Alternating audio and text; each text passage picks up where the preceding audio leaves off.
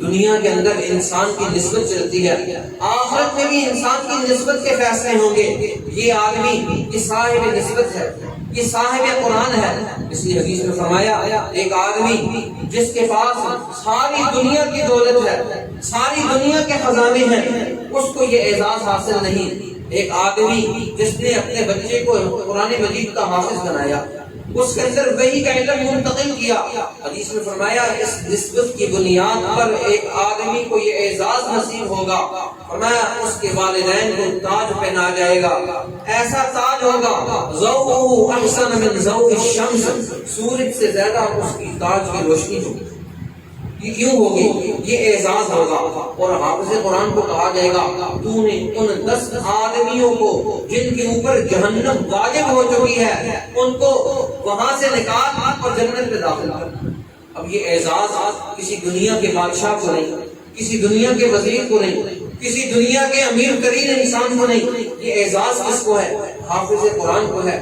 ایک اعزاز جس نے اللہ کے گھر کا جا کر طواف کیا، حج کر لیا، اللہ کے ہاں اس حج کی کیفیت مقبولیت میں آ گئی، فرمایا اس نسبت کی بنیاد پر، بیت اللہ کی نسبت کی بنیاد پر اس حاجی کو کھڑا کیا جائے گا اور حکم ہوگا ان 400 آدمیوں کو جن کے اوپر جہنم واجب ہو چکی ہے ان کو نکال اور جنت میں لے جاؤ۔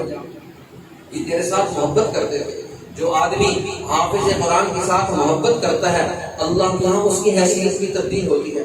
اس لیے کہتے ہیں ایک بہت بڑے قاری صاحب وہ جب بات کرتے تو پوری محفل میں وہاں پر مشک اور عنبر کی خوشبو پھیل جاتی ہے، مشک اور عنبر کی خوشبو پھیل جاتی ہے۔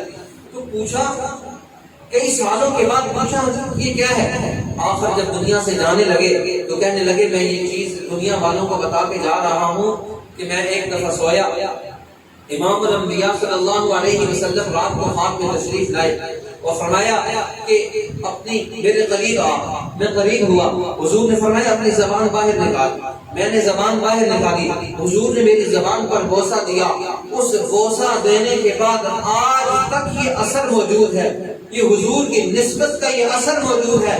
میں جب بات کرتا ہوں پوری محفل میں مشک اور عنبر کی خوشبو پھیل جاتی ہے۔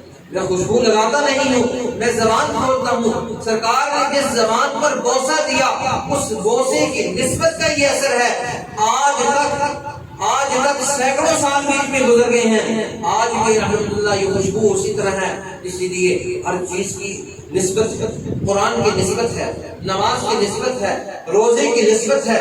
اب دیکھیں ایک آدمی دنیا کے اندر کمزور ہے، بیمار ہے، اس کی ظاہر کوئی حیثیت نہیں، لیکن اللہ فرماتے ہیں یہ آدمی صبح سے لے کر رات تک میرے لیے بھوکا اور پیاسا رہا۔ اللہ فرماتے ہیں دخلوه فم الصائم اطيب عند الله من ريح المسك، اس آدمی کے معدے سے جو بو اٹھتی ہے، اس آدمی کے معدے سے بھوک کی وجہ سے جو بو اٹھتی ہے، اللہ فرماتے ہیں میرے ہاں اس بو کی حقیقت ہے، اس کی ایک نسبت ہے، اس بو کی نسبت اس آدمی کی نسبت روزے کے ساتھ ہے۔ یہ روزہ میرے لیے تھا، فرمایا اس کی بو کی حقیقت اللہ کی اتنی اعظم ہو جاتی ہے، فرمایا میرے ریح المسک، اللہ فرماتے ہیں مشک سے زیادہ اس کی قیمت میرے نزدیک بو ہے۔